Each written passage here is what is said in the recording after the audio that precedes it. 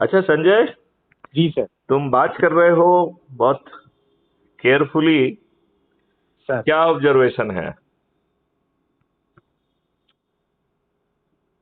आ, मतलब किन किन पहलुओं पर सर?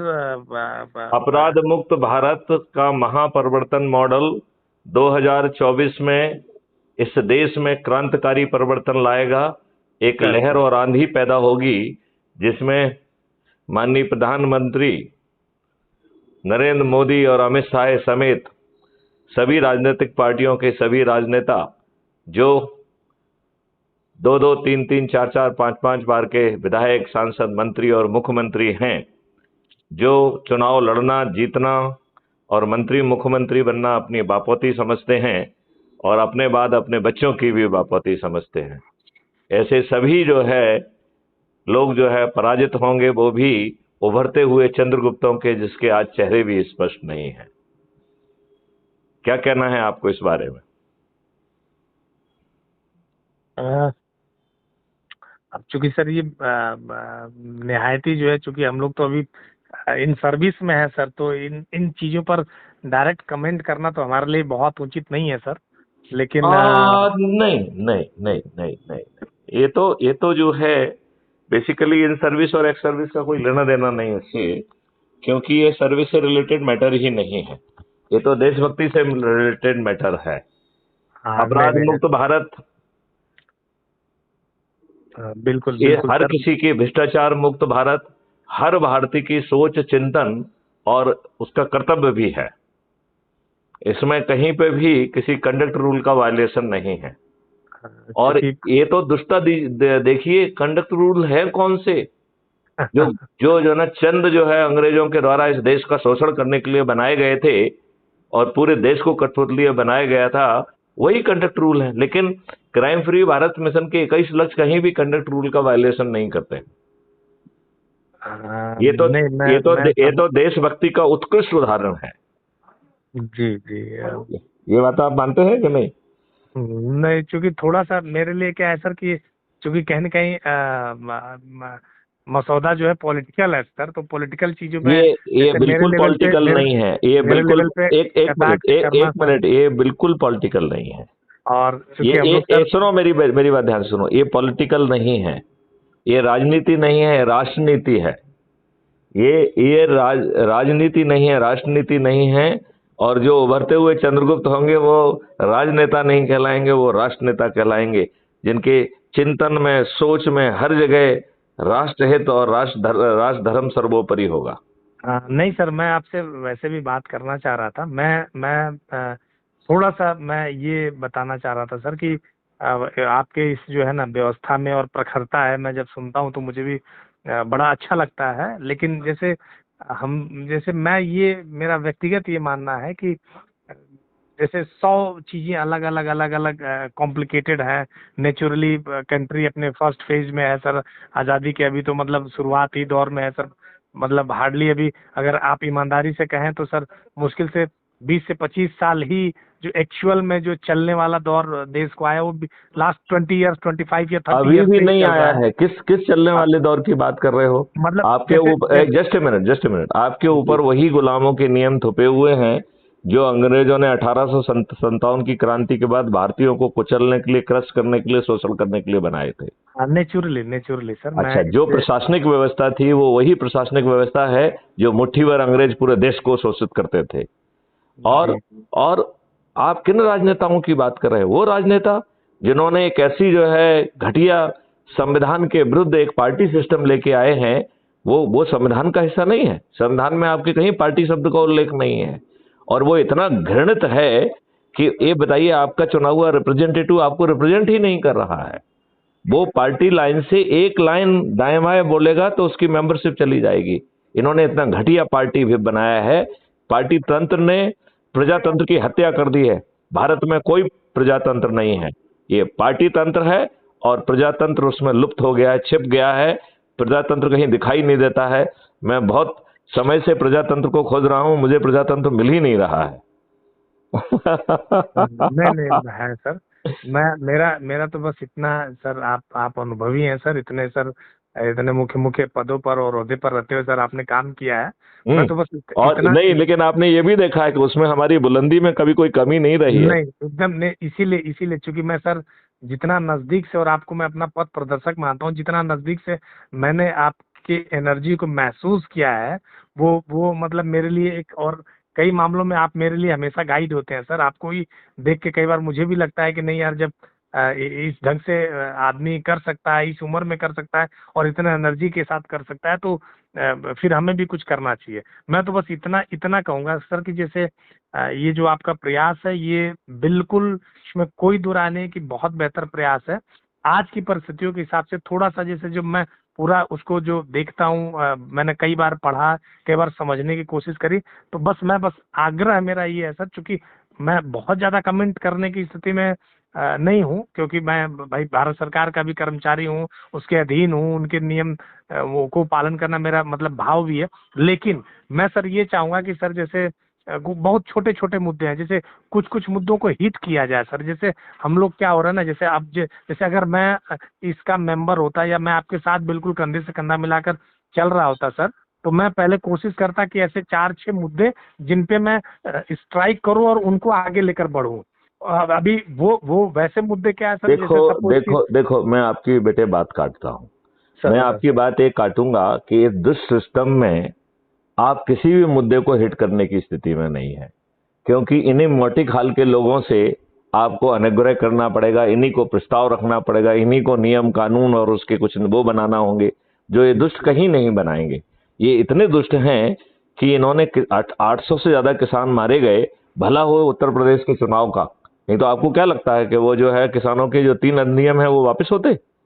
और इसमें कोई सोचने और समझने की जरूरत नहीं है कि वो 3 नियम बैकडोर से आपको फिर से किसानों को गुलाम बना देते। हाँ, नहीं नहीं, वो तो एहसास तो सारे लोगों को सर हो ही रहा था, और शायद एक समय के बाद सत्ता पक्ष को भी लगा कि नहीं ये गलत हो रहा है, तो उन्होंने फिर उसको करा सर, और वो नहीं कहीं ना नहीं कहीं नहीं, लोगों का सत्ता पक्ष प्रयास को ही कुछ था। नहीं लगा, सत्ता पक्ष को कुछ नहीं लगा। उन्हें लगा कि किसान बहुत भारी पड़ रहे हैं, वो उत्तर हाँ, प्रदेश का चुनाव हार जाएंगे।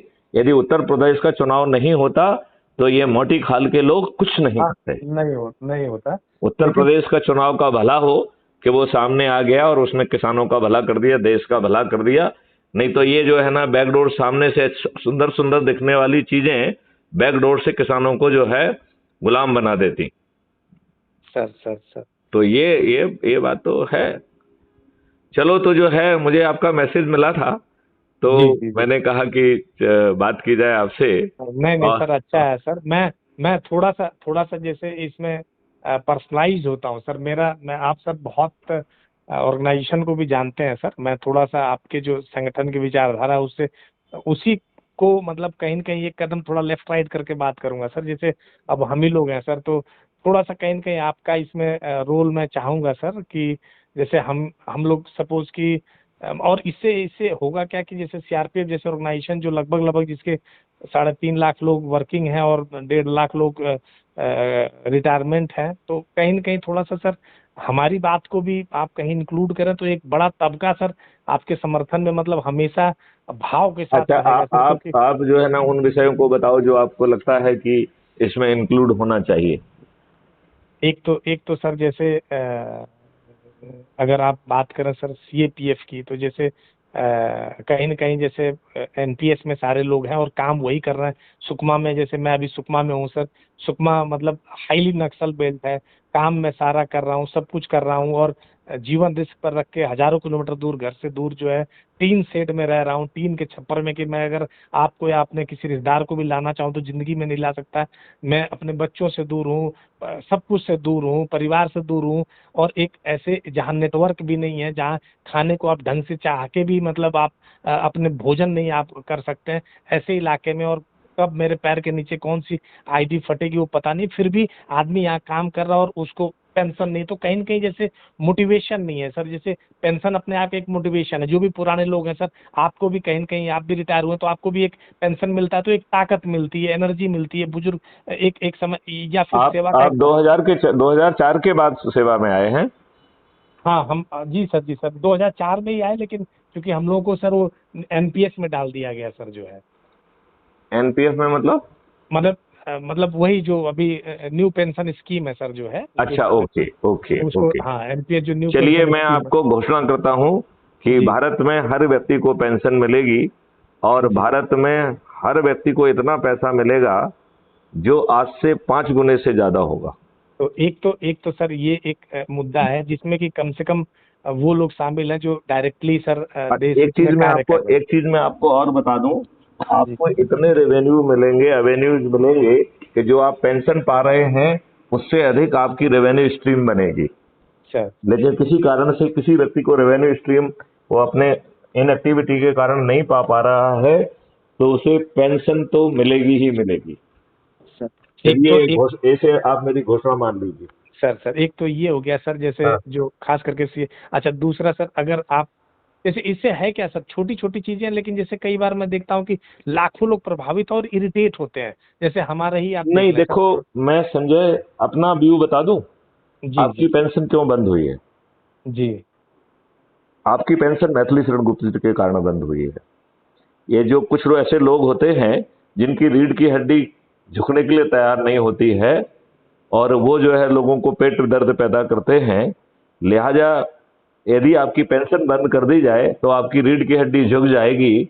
आप जो है भ्रष्ट होने के लिए जो है आप बेताब रहेंगे, क्योंकि आपको पेंशन के बाद जो है ना कुछ पैसा मिल जाए।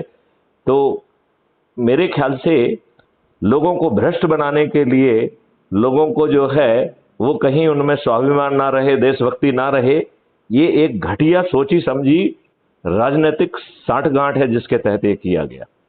नहीं तो बिल्कुल यदि इनका कहीं पे भी विचार होता कि पैसा बचाना है, उनका भला करना है, तो ये एक शपथ लेने पे एक पेंशन और 10 शपथ लेने पे 10 पेंशन का प्रावधान कभी नहीं होता। इनकी पेंशन क्यों होना चाहिए फिर राजनेताओं की। बिल्कुल बिल्कुल, जैसे ये एक कोरिलेट करता है ना सर, कोरिलेट करता है, दोनों मुद्दे कोरिलेट करते हैं सर, इसीलिए मैं दोनों कह रहा था। मुद्दे ये बताते हैं कि इनकी सोच और निशाना कहीं दूसरी जगह है। अभी आपने जो है ये इस तरीके का प्रावधान करने के लिए मूड में है, या शायद ऑलरेडी कर दिया है, नोटिफिकेशन भी कर दिया है, जो कि कभी टिकेगा नहीं, जो कि यदि कोर्ट में जाएंगे तो वो क्वैश हो जाएगा, जिसके तहत ये रिटायरमेंट के बाद भी लोगों की बोलती बंद रखना चाहते हैं। जी मतलब ये दुष्ट बने रहेंगे, ये अपराधी बनेंगे, तब भी सब काम होता रहेगा, लेकिन इनकी दुष्टता जारी रहे। ये अपराध, एक देश, इस देश में चपरासी बनने के लिए साक्षरत साक्षर होना जरूरी है, और चपरासी जैसे छोटे पद पर यदि पुलिस ने नेगेटिव रिपोर्ट दे दी तो उसे सिलेक्शन होने के बाद भी अपॉइंटमेंट लेटर नहीं मिलेगा। जबकि आपको मालूम है इस बारे में 3 PIR लगी हैं, और तीनों में सुप्रीम कोर्ट ने बहुत अच्छा जजमेंट दिया है। उसका मजनून ये था कि जब एक चपरासी जैसी छोटी पोस्ट के लिए साक्षर और साक्षरता होना जरूरी है, फिर क्या कारण है कि जो ये राजनेता हैं, जो कि कानून के निर्माता हैं, हमारे भाग्य विधाता भी हैं, ये अनपढ़, गंवार, बाहुबली, दल बदलू, भ्रष्ट, चरित्रहीन और अपराधी क्यों। राइट। तो ये बात जो है ना सुप्रीम कोर्ट ने मान्य की, और उन्होंने कहा कि मैं आपकी बात से सहमत हूं, और इसमें पार्लियामेंट से हम भी आग्रह करते हैं कि पीपल्स रिप्रेजेंटेटिव एक्ट 1950-51 में एक छोटा सा संशोधन कर दिया जाए कि आपराधिक रिकॉर्ड के व्यक्ति को टिकट की पात्रता नहीं होगी। बस इतना ही करना था। लेकिन ये दुष्ट राजनेताओं को देखो, उन्होंने ऐसा ना करके उल्टा किया है। आपको मालूम है 2019 से 2024 का भी जो वर्तमान पार्लियामेंट है, इसमें 44% मेंबर ऑफ पार्लियामेंट आपराधिक रिकॉर्ड के हैं। अभी नहीं, 2022 का जो चुनाव हुआ, इसमें यह संख्या बढ़ के 403 सदस्यों की विधानसभा में 205 अपराधी हैं, विच मेक्स इट 51%। और अभी जो 10 मई को कर्नाटका का चुनाव हुआ, उसमें 55% जो है MLAs वो आपराधिक रिकॉर्ड के हैं। तो इन्होंने न केवल सुप्रीम कोर्ट की बात नहीं मानी, जो कि इन्हें बिना सुप्रीम कोर्ट के कहे भी करना चाहिए थी, बल्कि इन्होंने दुष्टतापूर्वक अपने घटिया चरित्र का परिचय देते हुए अपराधियों को ही प्रेफरेंस दिया, अपराधियों को ही टिकट दिया। ये बात मानते हैं कि नहीं मानते हैं। नहीं नहीं, ये है सर, लेकिन जैसे मैं तो थोड़ा सा जैसे दोनों पहलुओं से देख रहा हूँ। जैसे मैं चूंकि गंवई पर है ना पृष्ठभूमि का हूँ सर, तो मैं वहाँ भी देखता हूँ। तो कई बार मुझे ऐसा लगता है सर कि पार्टियां तो जो कर रही हैं, कहीं न कहीं आम जनमानस भी उसके लिए उतना ही जिम्मेदार है जितना ये लोग हैं, क्योंकि वो भी तो उन्हीं को वोट करते हैं और वो नहीं जीत रहे हैं, नहीं नहीं नहीं जीत रहे हैं जैसे, नहीं तो नहीं जैसे नहीं नहीं नहीं नहीं, मैं आप इसको आपका खुलासा करता हूं। आपने जनमानस को घेर लिया है, आपकी महंगाई आपने बढ़ा दी है, चारों तरफ आप दुष्टता कर रहे हैं, और आप गंदे लोगों को टिकट दे रहे हैं। और एक व्यक्ति यदि निर्दलीय होकर जीत भी जाएगा तो हाँ वो क्या परिस्थितियों में परिवर्तन ला सकता है? जीरो। आपने पार्टी व्हिप जैसे घटिया चीजें लेके आए हैं, जैसे आम जनता की बात ही कोई नहीं कह सकता है। तो ये इसके लिए आम जनता कैसे दोषी हो सकती है? आपने जो है ना घटिया पीपल्स रिप्रेजेंटेटिव एक्ट बनाया, इसके लिए जनता कैसे दोषी हो सकती है? आपने घटिया जो है पार्टी व्हिप सिस्टम लाया, इसके लिए जनता कैसे दोषी हो सकती है? आप दारू बांटते हैं, फ्री भी बांटते हैं, साड़ी बांटते हैं, इसके लिए जनता कैसे दोषी हो सकती है? आप तो जनता की गरीबी का उपहास उड़ा रहे हैं। हाँ, मतलब कहीं न कहीं वही है सर, वो उनमें अपॉर्चुनिटी नहीं देखते हैं देखिए, उससे और जनता का दोष मानने की बजाय आपने उस जनता को इतना निकम्मा और बेकार बना दिया है कि उसे लगता है कि भैया हम 500 रुपए 1000 रुपए मिल रहे हैं, चलो वही ले लिए जाएं। आपने उनको किस स्थिति में खड़ा कर दिया? उनको समृद्ध क्यों नहीं बनाया है? क्राइम फ्री भारत मिशन तो कह रहा है कि हर भारतीय समृद्ध हो जाएगा 5 साल में। आपको मालूम है what is the claim? Crime free Bharat कह रहा है कि भारत सरकार की आमदनी 20 गुना होगी, लिहाजा किसी को टैक्स नहीं लगेगा, Bharat will become tax free. और भारत के पास विकास के लिए आज की तुलना में 20 गुना ज्यादा पैसा होगा। 10 गुना पैसा क्राइम फ्री भारत के रेवेन्यू स्ट्रीम मॉडल से आएगा, और 10 गुना पैसा जो है क्राइम फ्री भारत के पेपर करेंसी लेस भारत से आएगा, जिसमें एक छोटी सी 2% की ट्रांजैक्शन फीस होगी। उस 2% की ट्रांजैक्शन फीस से इतनी धन की वर्षा होगी कि जो आज भारत सरकार सभी स्रोतों से कमा पा रही है, इससे 10 गुना ज्यादा पैसा होगा, 10 टाइम्स मोर। जब आपके पास आज की तुलना में 20 टाइम्स मोर पैसा है, तो आपको फिर टैक्स लगाने की क्या जरूरत है? आपको मालूम है इस अद्भुत भारत में, संजय, इस अद्भुत भारत में किसी की चेक बाउंस नहीं होगी। और डू यू नो कैसे चेक बाउंस नहीं होगी? आपके ही 2 अकाउंट होंगे, एक अर्निंग अकाउंट होगा और एक कॉस्ट सेटलिंग अकाउंट होगा। अज्यूम करिए किसी कारण से आप डिस्ट्रेस में चले गए और आपके पास अर्निंग अकाउंट में पैसा नहीं है, तो आपके कॉस्ट सेटलिंग अकाउंट में एक डेबिट एंट्री कर दी जाएगी। अज्यूम करिए कि आपके अकाउंट 0 है और आपने 10 लाख का चेक जारी की, तो आपके कॉस्ट सेटलिंग अकाउंट में 10 लाख की जो है ना डेबिट एंट्री करके आपके अर्निंग अकाउंट में उसे ट्रांसफर करके आपका जो है ना चेक क्लियर कर दिया जाएगा। और धीरे धीरे जब आपका पैसा आएगा तो वो कॉस्ट सेटलिंग अकाउंट में सेटल हो जाएगा, राइट? अब अज्यूम करिए कि आपकी डेबिट एंट्री लगातार 4-5 हो गई हैं, ठीक है ना? तो जो है फिर क्राइम फ्री भारत का सपोर्टिंग स्टाफ आपके पास पहुंचेगा, वो कहेगा संजय बैठो भाई, देखते समझते हैं क्या प्रॉब्लम है, आप क्यों अपने जो है ना इसको सेटल नहीं कर पा रहे हो। बात समझ रहे हो ना? तो आपको जो है वो it will provide all kind of the support. अभी तो उल्टा होता है, घटिया लोग पहुंच जाते हैं, आपके ऊपर दावेज कर देते हैं, आपके सब अकाउंट सीज कर लेते हैं, आपकी सब संपत्ति सीज कर लेते हैं, आप दिवालिया बन जाते हैं। अच्छा खासा जो है ना देश के हित में काम कर रहा है, वो दिवालिया हो गया। जाने कितने लोग जो है ना दिवालिया होके, कितने लोग उससे बेरोजगार हो रहे हैं, इनकी सेहत पे क्या फर्क पड़ रहा है? ये तो काले अंग्रेजों के जमाने का जो है ना सिस्टम, वही जो है ना गोरों वाला जो है ना थोप के रखा हुआ है। इनका सोच और चिंतन ही नहीं है। आपको मालूम है शिक्षा व्यवस्था बदल जाएगी। It will be practical, research and development oriented, which will make this country विश्व गुरु बनाएगी। विश्व गुरु ऐसे नहीं बनेगा, रिसर्च एंड डेवलपमेंट से बनेगा। इसमें इसका जो क्राइम फ्री भारत का एग्रो मॉडल है, that is going to increase earning of किसान बाय 5 टाइम्स, और मजदूरों के 10 गुना बढ़ेंगे।